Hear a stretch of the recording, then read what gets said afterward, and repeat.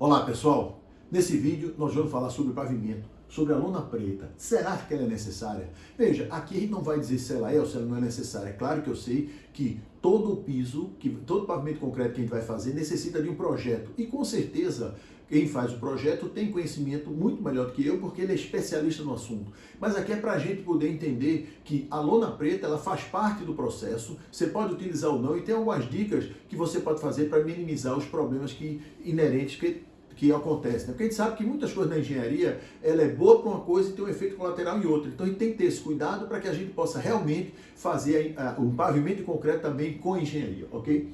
Então vamos lá. Quais são as funções da lona preta?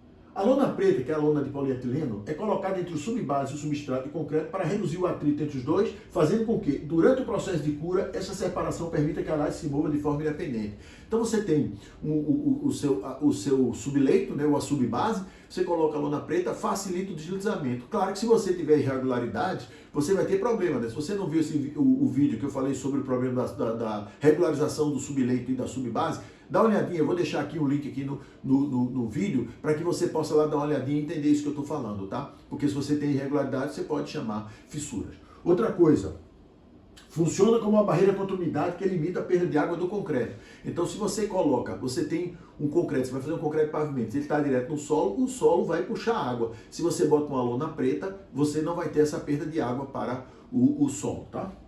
Por fim, funciona como uma barreira de vapor que anula e minimiza a penetração de umidade através de piso concreto que está em contato com o terreno molhado ou úmido em função da variação do lençol freático. Então isso é muito importante quando a gente vai fazer um pavimento e sobre ele vai botar um revestimento epóxi, poliuretano, qualquer material que você não possa ter aquele vapor batendo, né? Quem nunca foi num pavimento industrial que tem um acabamento, um revestimento, uma pintura, um autonivelante que daqui a pouco ele começa a criar bolha devido à pressão de baixo. Então, uma observação importante, a barreira de vapor também serve para proteger os materiais de acabamento sobre o piso, tá? Desempenho da barreira de vapor. Claro que a gente tem que ter cuidado para não furar, né? Veja, as sobreposições da lona deverão ser bem vedadas de modo a evitar a penetração de umidade nestas regiões. Pode ser interessante que ela afetar as sobreposições com mastiga apropriado ou sobrepor uma borda sobre a outra. Sempre quando eu falo essas coisas, né? Isso aqui é um conselho da ACI, quando a gente fala essas coisas, mas é custo. Pessoal, a engenharia, o custo é o mínimo que a gente pode gastar, mas fazendo a obra com engenharia. Não adianta a gente simplesmente fazer um sistema que possa passar essa umidade e a gente depois ter um problema no piso lá na frente. Porque depois que o problema já aconteceu, você não é fácil remediar. Né? Então imagine, você bota uma lona preta para você isolar a umidade do solo, para você poder colocar um revestimento epóxi. Aí você, não, é muito caro que ela afetar a transposição a transição de uma lona para outra. Aí você não bota no calafeta. Futuramente você tem um problema no piso epóxi, vai ser muito mais caro, muito mais caro. Então a gente tem que ter muito cuidado quando a gente simplesmente pensa que obra com engenharia, que a gente vai adicionar algum complemento, é custo. Não é custo, é engenharia. Observação importante. A PCA, né, a Portland Cement Association, desenvolveu o teste específico de migração de umidade através do piso concreto e, entre outros resultados, constatou que após 2 meses de teste, o fluxo de umidade através do piso sem barreira de vapor era 3 vezes mais alto que o piso com barreira. Então você percebe, veja, você tem o piso com a barreira de vapor, né, a famosa lona preta, o sem barreira era 3 vezes mais. Então veja como é importante a gente entender o que é que cada item da engenharia nos vai favorecer, ok? Barreira de vapor e efeito sobre o concreto. Ao lançar o concreto diretamente sobre a barreira de vapor, aumenta a quantidade de água de exudação que aparece na superfície do piso, aumentando o tempo de espera para o acabamento final. Então veja, isso é um efeito colateral. Se você não tem a água evaporando para baixo, você vai ter ela saindo mais para cima. Então a gente tem que ter esse cuidado, porque o acabamento vai demorar. Mas claro, as empresas que são especializadas em pavimento provavelmente sabem disso e sabem contornar esse fator. Ao contrário, quando não se utiliza a barreira de vapor, perde-se água em demassamento em direção ao subleito, reduzindo de forma significativa a água que vai à superfície. Mas nem sempre isso vai ser interessante. A água pode não sair da superfície e ter um acabamento muito bom, mas você pode ter deficiências nesse seu concreto pela perda de água e não hidratação do cimento.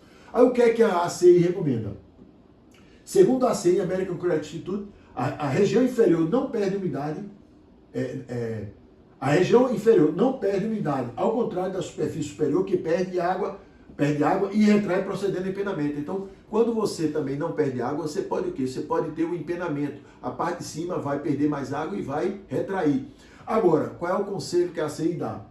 Ela recomenda aplicar um colchão de material granular com 8 centímetros sobre a lona preta antes do lançamento do concreto, pois funciona como um dreno distribuindo de maneira uniformemente a água que desce.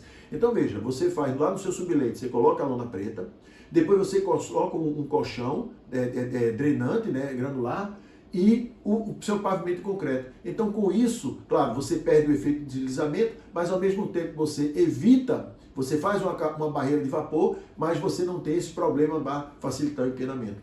Então, claro, nada substitui a prática. As empresas que fazem pavimento de concreto, elas já têm conhecimento desse detalhe. Então, o mais importante que a gente tem é a gente começar a entender mais a engenharia, para a gente poder debater os assuntos e a gente não ter surpresas lá na frente.